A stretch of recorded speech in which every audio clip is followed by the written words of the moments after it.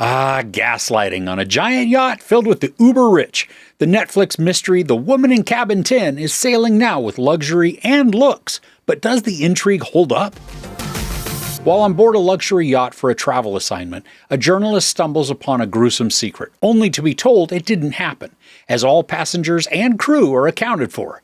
Despite no one believing her, she continues to look for answers, putting her own life in danger. This stars Keira Knightley, Hannah Waddingham, Guy Pearce, Kea Scodelario, Gugu Mbatha-Raw, Paul Kaye, David Morrissey, Daniel Ings, David Ayala, and Lisa Levin-Kingsley, with Knightley portraying Laura, the journo assigned to cover a philanthropic enterprise with an ailing leader. Now, this shares similarities with Murder on the Orient Express, Death on the Nile, even Rear Window, where we have a contained setting where a supposed murder takes place.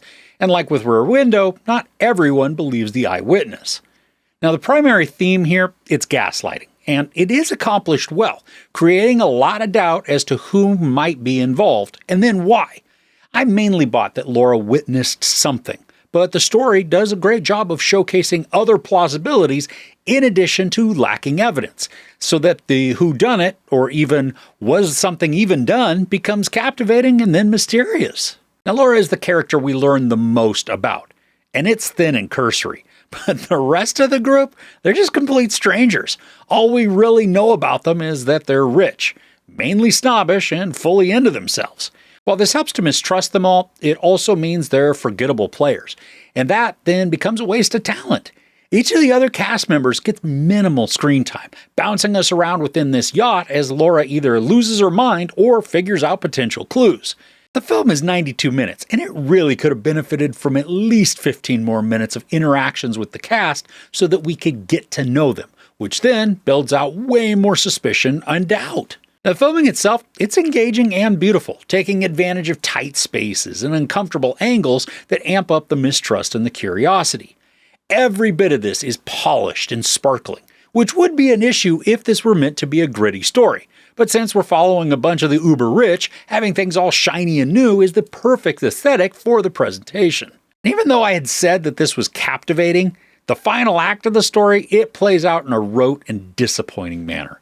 What starts out as a conspiratorial scheming devolves into a paint-by-the-numbers finale, removing all creativity and surprise in favor of just wrapping up the story succinctly. And I really, really wanted to enjoy this more. The trickery, the misdirection, it has potential, but each time the story delves into an area that takes a risk, the plot provides a quick out, reducing the overall tension and even the interest.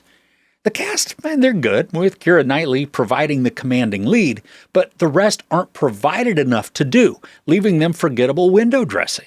There's a lot of potential here within the arc to craft a twisted and dark mystery that uses the limited setting to its advantage. What we get's a rushed and shallow mystery that rapidly transitions from fun to flawed in the span of 92 minutes. There's no sex or nudity, some profanity, and some violence. I give The Woman in Cabin 10 2.5 out of 5 couches. So do you have any favorite films that explore the theme of gaslighting? I would really love to get some recommendations in the comments below. If you enjoyed this review, please give it a like. Also, don't forget to share and subscribe. I'm Chris. This is Movies and Munchies. Thanks for couching with me.